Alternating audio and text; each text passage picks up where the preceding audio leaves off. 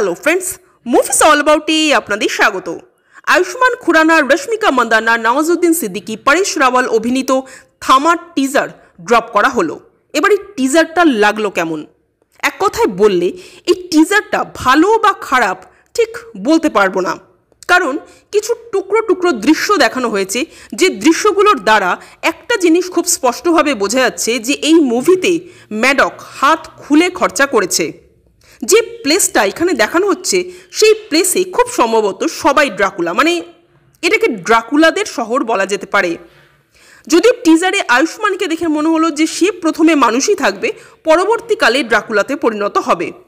তো এই গল্পটা একটা লাভ স্টোরি দিয়ে শুরু হলো, 100 বছরের প্রতীক্ষা টতীক্ষা এরকম অনেক কিছু আর কি। সাধারণত ড্রাকুলার মুভিগুলোতে কিন্তু একটা লাভ অ্যাঙ্গেল থাকে। ড্রাকুলার মুভিগুলো বলতে আমি কিন্তু বিদেশি মুভিগুলোর কথা বলছি, কারণ এই ড্রাকুলা কনসেপ্টটাই কিন্তু বিদেশি কনসেপ্ট, এটা কিন্তু আমাদের দেশীয় কনসেপ্ট নয়। যদিও এর আগে যে ড্রাকুলা নিয়ে আমাদের দেশে কোনো কাজ হয়নি তা কিন্তু নয়, টুকটাক সিরিয়াল, টেলিফিল্ম এরকম অনেক কিছুই হয়েছে, তবে সেখানেও বিদেশি স্টাইলটাকেই কিন্তু মেনটেন করা হয়েছে। বাট এবার দেখার যে ম্যাডক এই ড্রাকুলা কনসেপ্টটাকে কীভাবে ইউজ করে। ম্যাডকের একটা খুব বড় গুণ হলো যে ম্যাডক তাদের যে কোনো হরর মুভিতেই একটা খুব স্ট্রং গল্প রাখে, যার আন্ডারটোনে একটা খুব স্ট্রং মেসেজ থাকে, এবং তার সাথে সাইডে একটা লাভ স্টোরিও থাকে।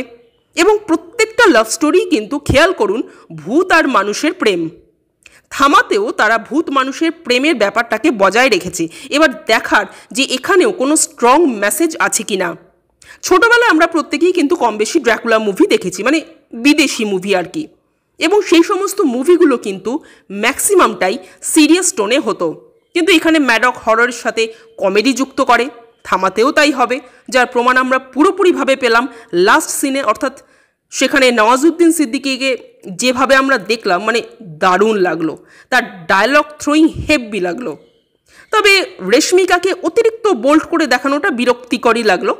এইভাবে তাকে দেখানোর পেছনে কোনো যুক্তি আছে কিনা জানি না, যদি থাকে তো ভালো, আদারওয়াইজ সেটা বিরক্তিকরই লাগবে। যাই হোক, ওভারঅল টিজারটা আমার একটা ঠিকঠাক টিজার মনে হলো। আপনাদের কেমন লেগেছে কমেন্ট করে জানাবেন, আর আমাদের ভিডিও ভালো লেগে থাকলে প্লিজ লাইক, শেয়ার ও সাবস্ক্রাইব করতে ভুলবেন না। Thank you.